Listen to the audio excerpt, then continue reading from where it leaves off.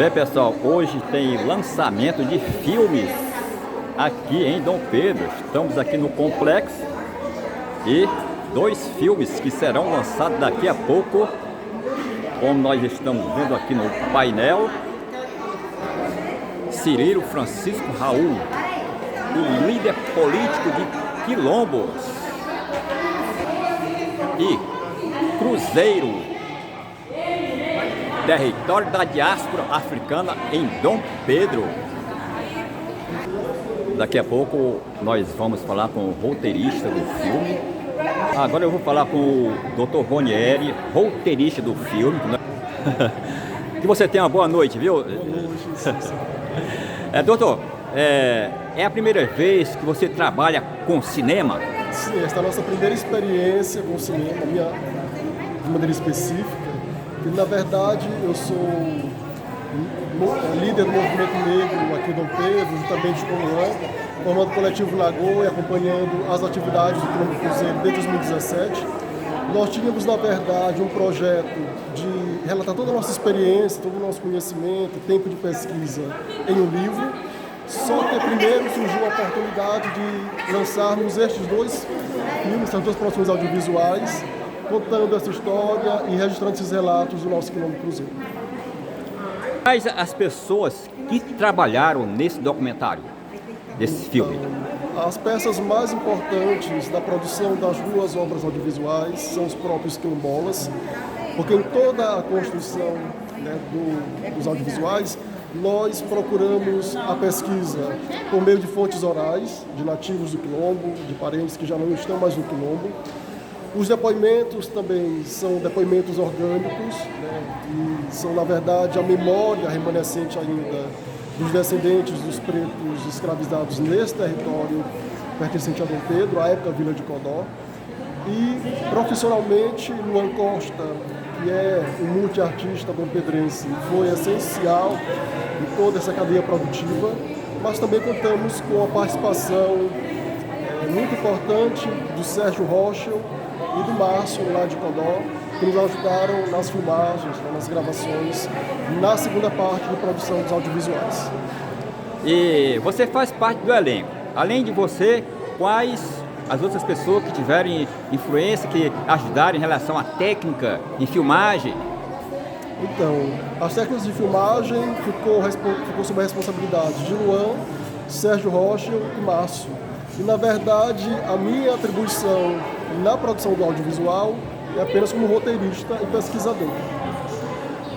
Com esse filme documentário, né, vocês acreditam que vão melhorar o conhecimento cultural de Dom Pedro, que precisa esse trabalho aqui? Certamente, sim. Na verdade, é importante frisar que as duas obras audiovisuais que são lançadas hoje aqui no complexo, nós acreditamos que com a Lei Aldir Blanc, que na verdade institui a Política Nacional de Cultura, fortalece a Política Nacional de Cultura em Dom Pedro, nós conseguiremos continuar a produção audiovisual, mas também a produção literária e fortalecendo o cenário cultural brasileiro. Sem sombra de dúvidas, a produção desse curta-metragem sobre a vida de Cirilo e do média-metragem sobre a trajetória do Cruzeiro enquanto quilombo, desde o período pós-abolição, ali, né, ainda final do século XIX até os dias de hoje, século XXI, certamente traz, né, para o cenário cultural brasileiro um material sobre a escravidão do povo preto na perspectiva decolonial, na perspectiva do povo preto. Rompendo, na verdade, com essa tradição historiográfica de contar a nossa história numa perspectiva europeia e branca. O objetivo maior das duas produções é exatamente recontar a história de Dom Pedro na nossa perspectiva, na perspectiva, né, de descendentes do povo preto escravizado no Brasil, destacando a importância, né, desse povo preto, não só para o Brasil, mas também para esse território dompedrense, né? Infelizmente, nós passamos esse processo de apagamento da nossa história e de epistemicídio, ou seja, o conhecimento produzido pelo povo preto, né, dificilmente a gente vê constar na produção de cinema, na produção literária, na produção bibliográfica. e, claro, a exemplo de outros grandes intelectuais negros, como o Clóvis de Moura, né, foi o negro que mais escreveu sobre escravidão, sobre o povo preto no Brasil, na perspectiva de um autor preto.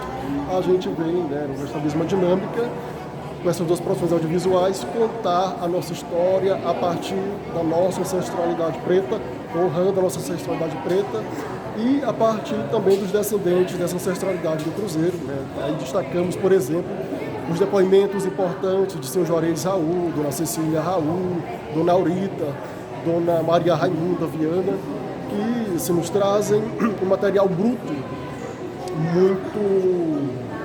muito produtivo e muito importante para nos esclarecer, né, e direcionar o nosso trabalho aqui no Cultura. Foi mais aprendizagem, né? Foi mais aprendizado porque, na verdade, no cenário cultural, eu sou a parte que mentaliza, a parte que planeja, a parte que fica ali na produção executiva, né, dos projetos.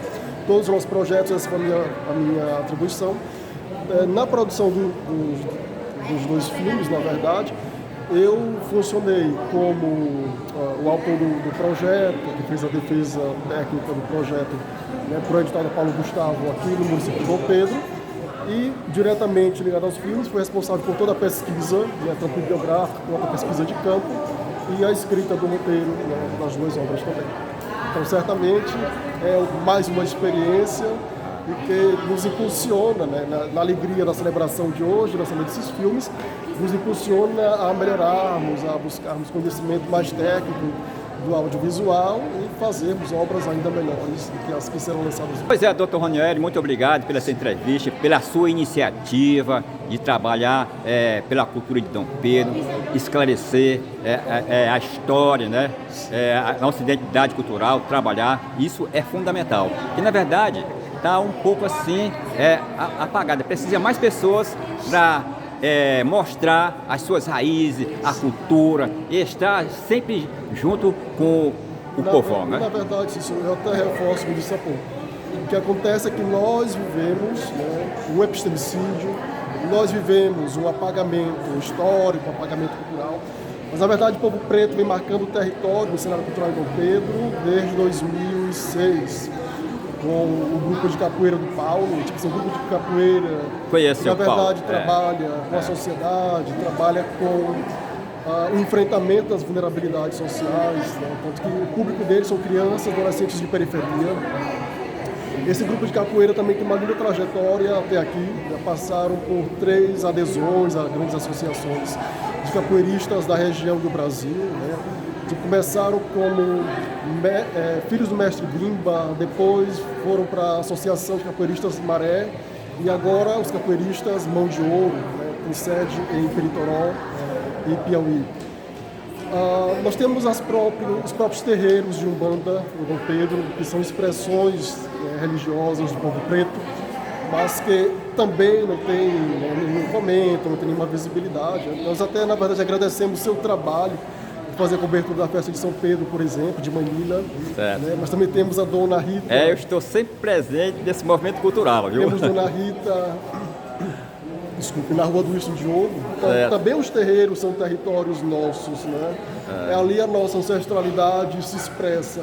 Ali o homem preto, a mulher preta, o grupo preto tem um reencontro, né, com a espiritualidade, com esse ancestral africano, que são os nossos orixás e guias, certamente.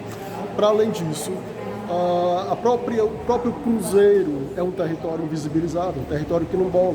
Né? Certo, Me chama muita atenção quando contam a história de Dom Pedro a partir de 1910, com a chegada de Manuel Bernardino, com a chegada de Manuel Nascimento, a Mata. 1915. Bom, mas já existia toda uma vila bem constituída, com autoridades. Claro, existia. O próprio Cirilo Raul foi autoridade ali, nomeado pelo governador do estado do Maranhão à época. E como que a história de Dom Pedro não é contada lá no final do século XIX, mas a partir do século XX, porque homens brancos estão na história. Homens brancos são os protagonistas. Né? Nós começamos um pouco antes deles, lá no Cruzeiro. Certo. Então, né, na verdade, para o cenário cultural, faltava exatamente esse fomento financeiro. Também não se faz cultura sem dinheiro, os artistas precisam, enfim, prover a própria subsistência e fazer arte também não é tão barato, nós sabemos, né? Sobretudo audiovisual. Mas com o advento da política cultural, Aldir Blanc, Paulo Gustavo, certamente, isso vai estender por mais alguns anos, nós iremos certamente aquecer ainda mais esse cenário cultural aqui em Dom Pedro, também com essa perspectiva do Dom Pedro. Muito obrigado, Cícero, pela cobertura, bom que você continue aí dando visibilidade aos nossos eventos culturais e às nossas expressões. Você está no caminho certo, Azevedo. Vamos começar, Alô.